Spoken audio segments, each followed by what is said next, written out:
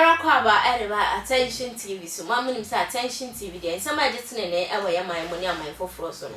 eno ne ye boaboa no ne aso ne so project so nsuo e dey abedan ya hwefo na abusuafo enda me na wo kase yan kase ye nim say ye man ga ne ho anim say nsem bi agitene ne pa ama cheso mo abrochi nyina de omo na otu sansem ne mbi na nyina ne say yan kase ye sister ye na brown de nsem bi beto mbonte so a wo kase eya ade aye yan kase papa ye Reverend Owusu Bempah antoka bia ama no ama afeso ne ne kunu no chese omo so mo bo audio bi ne ho nkwane ba na audio no beba ye no e na grada abeso mo na grada ka se eya ade asa audio no obo no nyansa bia ni bibiare ni sa audio no chese non fanko a ana obo na adwe ho de che ye yan kase sister ye na brown na nda me no wo kase yan kase sister ye Diamond Appiah de na no aba betu sansem mu bi na abroad na no betu sansem ni mu bi ni chese ne sem no ka na fa baby no o kase eya ade ye yan kase sister ye na brown chese audio no obebo ye no eya ade ono Diamond Appiah ene yan kase papa ye Reverend Owusu Bempah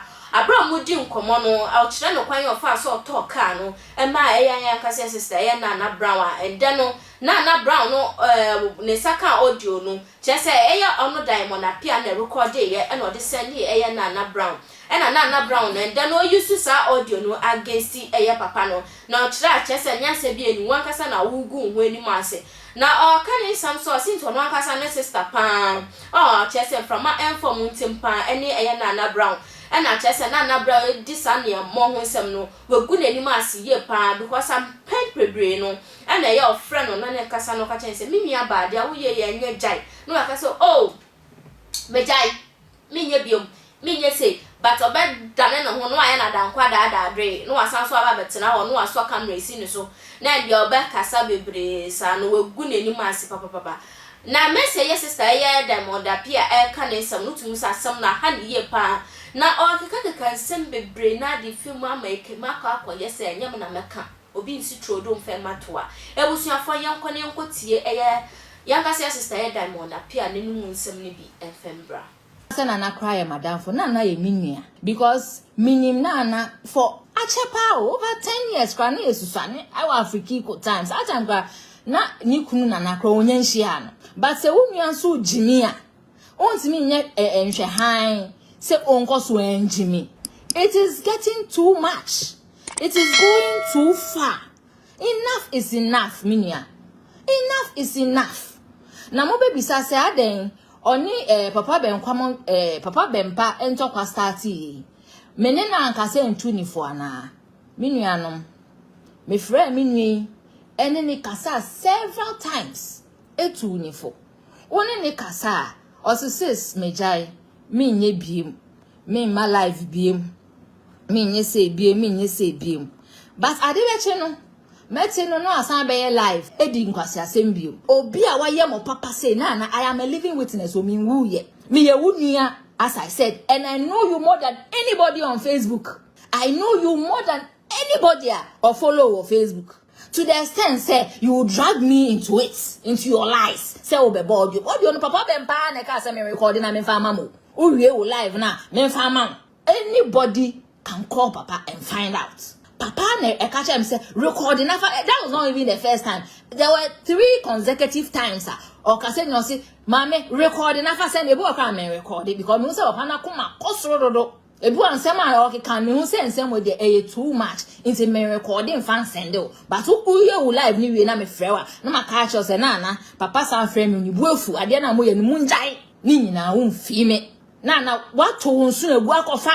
abo e na apese odi hye wo yam. Are you serious? Are you for real? Enra wunya guts. Eko fire say me beba audios, me audio papa ngasa ka chem say me recording fan send them on. Eno na wo ba me na audio na wo boy na gas. All the be expose you. Because papa was clearly narrating how he bought the car for you guys. Because no cry back ope. Na minimu no. This is not you. You used to be honest and truthful. What happened, sis? Edin is see ye then aba.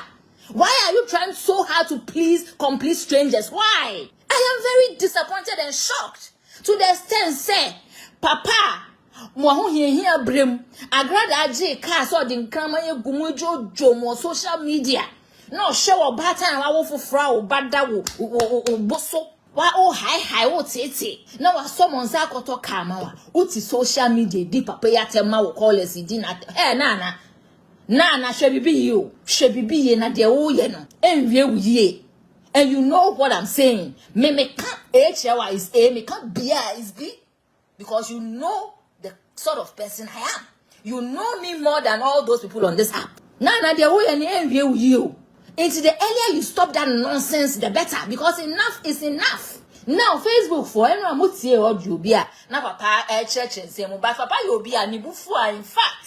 in fact, or kasakra be a ni refi ni ho. Into anyone sa audio no a me say na da na ye like ma call us di na tema or friend say me record you wie pe me send them man no.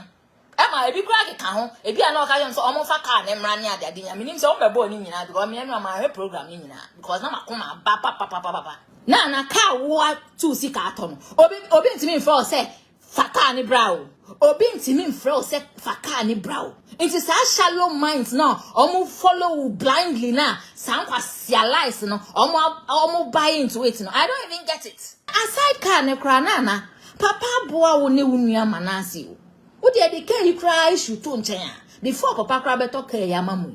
na woni manase ko mo kwaji choboni o tua manase hotel bills ni medication bills ni ade papa ni tua ni nyina enti minia papa no wa ye bia mamo let's be serious for once in Ghana no gratefulness ne doson mo kan ho nipa bi se mo na mama nipa krenti mi nya papa bi mo no because I am a living witness me who you metiasio me ye witness say papa boa wona enti enidi nkofo bi a wonnim wo mo kra o ma be follow Facebook omo push na just say okay kan kwasi asem sa those people no for say asem to e na omo wen if those people truly care about you anka ukunu papa wu ye say go mbe twitwa plenty kitafi abrochira be support mo e we yie na say am obi ehun sampa omo bom chidom na mwan sa callers na ubie line so mo medi papa atem omo mo wan na be support ukunu papa omo mo wan na fly to Ghana to support you because they don't care about you seriously nobody cares they are just there and they are trying to make a fool out of yourself at the end of the day no omo nyina be say if you just ankodi obi fufu echi sa na omo di manase echi o manase egu asofo hunfi die no omo di nechi say ya no omo frɛ no omo di asofo yatem inso echi amanase kopa asofo echi kopa Owusu Bempah mo cho ni ayade ene college no won so omo di manase echi omo nyina afi manase echi relax and calm down don't try to please people out you don't even know Nkofona wa yire won say who please your muntia who chantro intro chain way to Papa Bempah so no I mean adena sata magada aje wo ka no nkofona frɛ wan to ka amounts where were those people don't be ungrateful na de wo ye na eja it hurts it really hurts because me ankasa obi di bie di me ebusuafo mo ankasa mate wo masomo a mesia ye sister ye Diamond Appiah